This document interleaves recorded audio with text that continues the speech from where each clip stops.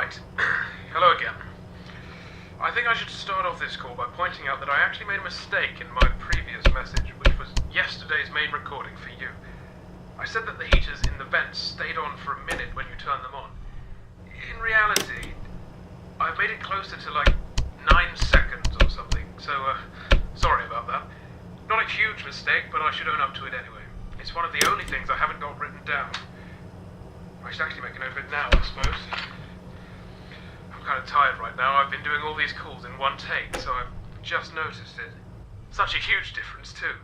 1 minute should be 10 seconds. Jeez, I'm an idiot sometimes. Hey, now that you've been here for 2 nights, correct? Beginning your 3rd one now, yes? Tell me, what do you think about the place? The pizzeria, I mean. It's real special. Let me tell you, during the day you can really feel it. The fantasy, the fun, the safety, you know? Kids can run down the halls and be greeted by the characters. They gather around and sing with them on the stage. They build and print out these figurines like posable toys. And of course they get to paint them, coat them in binding agent, etc. Makes them feel grown up. Makes them feel special, you know? I remember this kid one day. Totally heartwarming. There was this kid. He was running around and somehow managed to open one of the locked rooms. The server room, I think it was. And he started messing around in there. Well, I was in my office, like always, and I see this kid on the camera. I start to get a little worried. Now, here we go again, I'm saying to myself. And I was about to go get him sorted out myself, but right then, as I'm taking my jacket off, Blake, that badger character to your left, gets in the room with the kid and starts to play a little game using the server room's monitor. Have you know the game Simon Says? Well, it was like that. He just turned it... hold on now. I'll sort the rest out later. I'll leave this message here. The option should be up for you now. Sorry about this. Oh, you don't know what that game is? That's alright, no matter. For a quick explanation, it's a game where someone shows you a colour, like, green, yellow, red, and you have to repeat the same colour back to them. Sometimes there are multiple colours which you need to repeat in the same order back, but in the case of Blake and the boy, who was quite young, it was only one. Sorry if that wasn't that good of an explanation, but it's just a kid's game, nothing more. During the day you can play it on one of the monitors here with that panel in front of you. A bit more complicated than just a colour appearing on a screen, but, same concept. They use the phone for that too. That's children's stuff though. Don't let me down with you playing games during your shift. Speaking of work, you should get back to it. See you tomorrow.